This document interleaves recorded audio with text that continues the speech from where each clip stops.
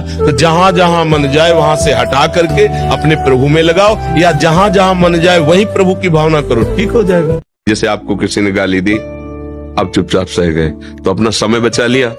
आगे तो आप द्वेष नहीं बढ़ाए, आपका हृदय थोड़ी देर जलेगा पर वो शांत हो जाएगा। पर वो शांत नहीं हुआ, जो कर्म उसने गाली देने का किया है उसको अवश्य दंड मिलेगा। जो दंडधारी है, प्रभु है, उसे अवश्य दंड देंगे। हम तो बच गए ना। अब अगर हम गाली देते हैं, उससे लड़ते हैं, उसका बुरा मनाते हैं, तो हमारा नया कर्म बन गया ना। अब इसका भी हमारे में हिसाब होगा, इसलिए सावधान रहे। जो उपदेश कर रहे हैं उनको स्वीकार कर लो।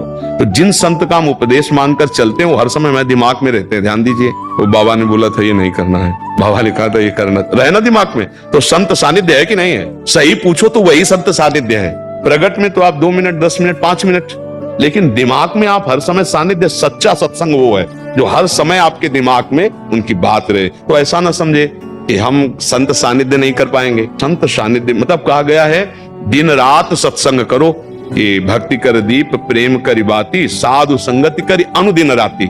रात दिन, तो रात दिन कौन साधु महात्मा के पास बैठा रहता है भाई? फिर महापुरुषों का कथन क्या है? रात दिन उनकी आज्ञा में हो ना।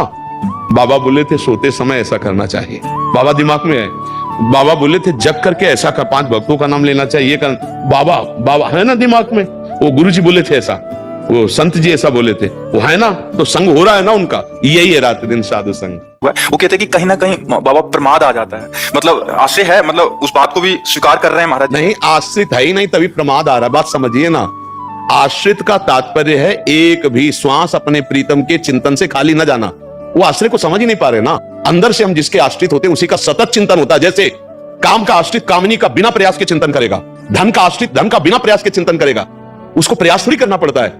आप विचार करके देखो। तो आश्रय हम जब प्रभु का लेंगे, अभी आश्रय नहीं हुआ ना, तभी ये बात आती प्रमाद। ये कर्ता बोल रहा है, ये अहम बोल रहा है, जो समर्पित नहीं हुआ। जो अहम समर्पित हो जाता है वो एक क्षण भी भगवान से विलग नहीं हो सकता। वो समस्त आचरण भगवान के अधीन होकर करता है, और एक सेकंड के लिए भगवान का विस्मरण हो जाए तो व्याकुल हो जाता है, जैसे प्राण निकलने का। यह है आश्रय।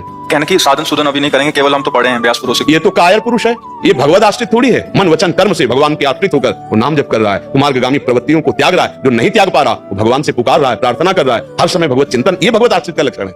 इसका नाम मृत्यु लोक है। फिर वो काय कर रहे हो, कोई मरेगा तो नाम है इसका।